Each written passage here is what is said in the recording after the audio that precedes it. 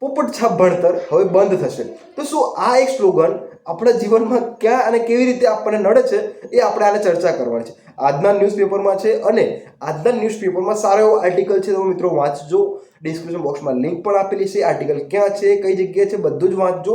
Description બોક્સમાં link આપેલી છે મિત્રો. ઓકે, તો પોપટ છાપ ભણતર એટલે શું? આપણે એવું માનતા હોઈએ છીએ કે પોપટ છાપ ભણતર એટલે ગોખવાનું. હા, સાચી જ વાત છે મિત્રો. તમે જે ગોખો છો એ જ પોપટ છાપ ભણતર છે. અને ઘણું બધું એવું બનતું હોય છે કે આપણા સરકમસ્ટાન્સીસ એવા બનતા હોય છે, ટીચર દ્વારા હોય કે એઝ વેલ ટ્યુશનના ટીચર દ્વારા હોય કે કોઈ પણ આપણું એટમોસ્ફિયર હોય, એઝ વેલ પેરેન્ટ્સનું પણ, એ આપણને માત્ર ને માત્ર ક્વેશ્ચન કરતા ટાળે છે. ત્યારે જ આ પોપટ જેવું ગોખેલું ભણતર બહાર નીકળે છે. પરંતુ ક્યારે એવું વિચાર્યું છે, કોઈ પણ બાળક કોઈ પ્રશ્ન પૂછે તો આપણે સામે આર્ગ્યુમેન્ટ કરી જોઈએ કે આપણે બેટા આ ડિસ્કસ આ રીતે કરવું જોઈએ? ના, એવો સમય જ નથી. પરંતુ હવે આપણે વિચારીએ કે આ મુદ્દો શા માટે ચર્ચામાં આવ્યો છે. કારણ કે અત્યારે હાલ સીબીએસઈ નું જે બી પેપર સ્ટાઇલ બદલાય છે, એની સાથે ધોરણ 9 અને 12ના પણ પાઠ્યપુસ્તક બદલાય છે. હવે ગુજરાત સરકારનો પણ એવો પ્રયાસ છે કે હવે દરેક વિદ્યાર્થી ધોરણ 1 થી લઈને 11-12 સુધીના તમામે તમામ પાઠ્યપુસ્તક 3 થી 4 વર્ષની અંદર ચેન્જ થઈ જશે. તો બહુ મસ્તમાં મસ્ત આરી પરફોર્મન્સ રહેવાનું છે. કેમ? કારણ કે ગોખવાનું હવે બંધ થશે અને એ જ હોવું જોઈએ મિત્રો. ઓકે, માર્ક માત્ર ને માત્ર સ્કૂલના પ્રોપોગેન્ડા પ્રમાણે હોય છે. હજુ કહું છું, માત્ર ને માત્ર તમારી ફીસ અચીવ કરવા માટે હોય છે અને માત્ર તમને એક શિકાર બનાવવાનો પ્રયાસ કરે છે. માર્ક બીજું કશું હોતું નથી મિત્રો. મારે ધોરણ 10ની વાત કરું કે 11-12 સાયન્સની વાત કરું કે કોલેજની વાત કરું, એકદમ લો લેવલનો છું. ઓકે, પરંતુ એઝ વેલ પ્રેક્ટિસ, ધગસ, ડેડિકેશન બધી જ વસ્તુ છે. તો સારામાં સારું પરફોર્મન્સ કરું છું. અને આજ મારી ખુશીની વાત એ છે કે 1000 કરતાં પણ મારા વધારે યુટ્યુબના વિડીયો અપલોડ થઈ ચૂક્યા છે આ પ્લેટફોર્મ પર. તો મને આનંદ એ બાબતનો છે કે પહેલાં હું સ્ક્રિપ્ટ જોઈને નહોતો બોલી શકતો, અત્યારે હાલ એમને વિધાઉટ એડિટિંગ, કશું જ એડિટિંગ કરતો નથી મિત્રો. તો એ જ મારું સાચું એવું નોલેજ છે. કોઈ છાપેલું નથી, કોઈ જગ્યાએ રટ્ટો માર્યો નથી શું સ્ક્રિપ્ટમાં બોલવાનું છે. મારું નોલેજ, મારી પ્રેક્ટિસ, મારી બોડી લેંગ્વેજ બધું જ આવી ગયું છે. હજુ પણ શીખવાનો પ્રયાસ કરીશું મિત્રો.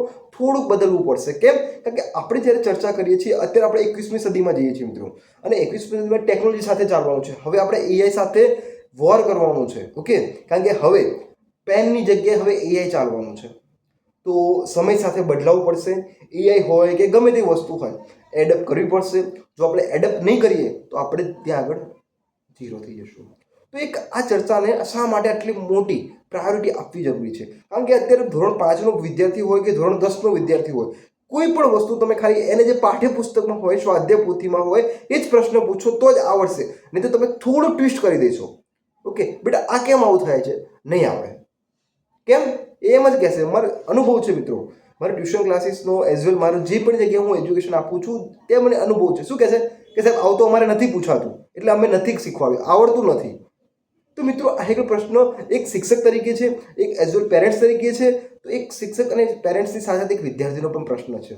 વિદ્યાર્થીને પણ જે કંઈ પ્રશ્ન થાય છે એનું સોલ્યુશન લાવો, એ જ એક પ્રયાસ છે. કારણ કે હવે એજ્યુકેશનમાં એક રિવોલ્યુશનની જરૂર ક્યારે પડશે કે હવે પાઠ્યપુસ્તક તો ચેન્જ થવાના છે, પરંતુ એક ટીચરના માઇન્ડસેટ પણ ચેન્જ થવા જોશે.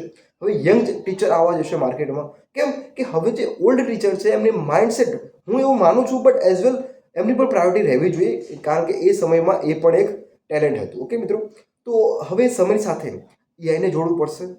ચેટ જીપીટી હોય, જીમની હોય, ગ્રોક હોય કે કોઈ પણ વસ્તુ હોય, શીખવી પડશે ને પડશે. હવે ધોરણ 9 થી અને 11-12 સાયન્સ કે જે પણ હોય એમાં એઆઈ જેવા વિષયો ઉમેરવામાં આવશે. કેમ? કારણ કે હવે સમયની સાથે એ વસ્તુ શીખવી જરૂરી છે. આપણે એવું માનતા હોય કે આ વસ્તુ ના શીખવી જોઈએ તો મિત્રો એ હવે આપણી ભૂલ થશે. કારણ કે હવે આપણે કોમ્પિટિશન હ્યુમન ટુ હ્યુમન નથી કરવાની, human to as well computer સાથે કરવાની છે. ઓકે મિત્રો, તો આ એક સારામાં સારી બાબત ઉપર ચર્ચા કરવાની હતી. એક નવા ઉગમ સાથે, હજુ કહું છું મિત્રો, મારી વાત સમજજો, નવા ઉમંગ સાથે નહીં, નવા ઉગમ સાથે ઉગવાનું છે આપણે આપણા સપનાને લઈને. તો મિત્રો અહીંયા આગળ હું હજુ વસ્તુ કહું છું, તમારે જે પણ જીવનમાં કરવું હોય સ્ટાર્ટ કરી દો.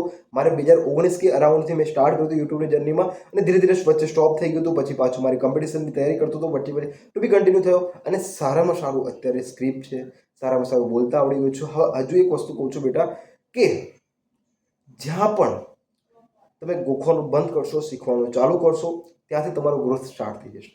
ઓકે, ત્યાં કોઈ માર્ક નહીં પૂછે, શું ભણેલા છો નહીં પૂછે, તમારી ડિગ્રી શું છે, કોઈ કશું પૂછતું નથી. ટાઈમ એ છે અત્યારનો. પહેલાં હતું વસ્તુ અલગ હતી, પરંતુ અત્યારનો સમય આખે આખો અલગ છે. અને અલગ સમયમાં અલગ પરફોર્મન્સ આપવું હોય તો એક સ્કિલ શીખવી પડશે. ફોર એક્ઝામ્પલ હું છું તો હું એઝ વેલ એજ્યુકેટર તરીકે as well communication, story telling બધા ઉપર કામ કર્યું છે. ઓકે, મારા કોન્સેપ્ટ ક્લિયર પણ કરેલા છે. ધોરણ 5 પાઠ્યપુસ્તક લઈને બેઠો છું, ધોરણ 4 લઈને બેઠો છું, કક્કો પણ કર્યો છે. બધી વસ્તુ કરતાં કરતાં ધીરે ધીરે ધીરે આટલા પ્લેટફોર્મ સુધી સુધી પહોંચ્યો છું. હવે જમ્પ મારવાનો ટાઈમ આવ્યો છે મિત્રો. હવે શું છે, તમે થોડુંક સ્પીડમાં ગાડી ચલાવો છો, હવે થોડુંક શું છે, જમ્પ મારવાનો ટાઈમ આવ્યો છે. કેમ કે હવે તમારી ફ્રીક્વન્સી પકડાઈ ગઈ છે મિત્રો.